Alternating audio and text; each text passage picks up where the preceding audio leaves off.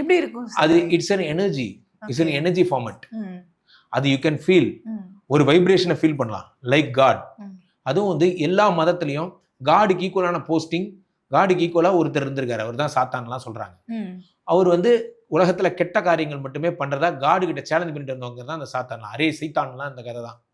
அதே மாதிரி நம்ம இதுலயும் பாத்தீங்கன்னா இந்த இது கெட்ட சக்தி அப்படிங்கிறதுக்கு ரொம்ப வனரபிளா கடவுள் பண்ற எல்லா ஆக்டிவிட்டியும் பேய் பண்ணும்.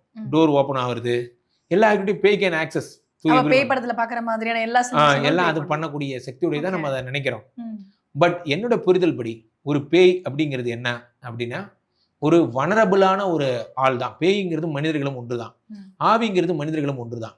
மனிதர்கள்ல நல்லவங்க கெட்டவங்க இருக்காங்கல்ல, மனிதர்கள்ல நல்ல மனிதர்களை நல்லவனும் கெட்டவனை கெட்டவனு சொல்றீங்கல்ல, எல்லாருமே ஆவிதான். நல்லவன் பேரு ஆவி, கெட்டவன் பேர் பேய். எல்லாமே மனிதர்கள் தான். இவன் மிதவாதி, இவன் பயங்கரவாதி, அந்த மாதிரி தான். ஸோ பேய்ங்கிறதுக்கு அடிஷனல் பவர்ஸ், அடிஷனல் தேன் ஆத்மாங்கிறதுலாம் கிடையாது, எல்லாமே ஆத்மா தான். பட் இது ஏதோ ரிவெஞ்சிங் கான்செப்டோட வந்திருக்கு. இது யாரையோ விட்டுட்டு போக மனசு இல்லாமல் வந்திருக்கு. அதை நீங்கள் சாட்டிஸ்ஃபை பண்ணால் அது போயிடும், அவ்வளோதான். ஸோ இது நோக்கி நீ ஏன் போகிற? நான் ஏன் சுடுகாட்டுக்கு 12 மணிக்கு போகிறேன்னா உங்கள் வேலையை பாருங்கள், உங்களுக்கு இது வேலை இல்லை. இதை நீங்கள் போய் தேடி கண்டுபிடிச்சி போகிறது உங்களுக்கு டைமும் கிடையாது. இதை பற்றி சொன்னால் உங்களுக்கு புரியவும் புரியாது. நீங்கள் ஏதோ பிஸியாக ஒர்க் பண்ணிட்டு இருக்கீங்க, வாங்க லவ் சாங் கேளுங்கன்னா நீங்கள் கேட்க முடியாது.